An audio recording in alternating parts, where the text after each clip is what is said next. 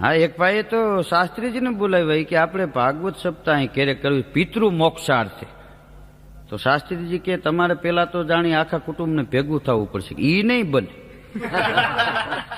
પણ એ કે આમાં ભેગું થવું જોઈએ કે નકર પિતૃ પાણી પીવા ન આવે. એ કે આ નોખા કરીને જી ગયા ઓલા આવશે ને તો હાવ આ ભુવાના પૈંડમાં નહીં આવે ને પાણી નહીં પીએ.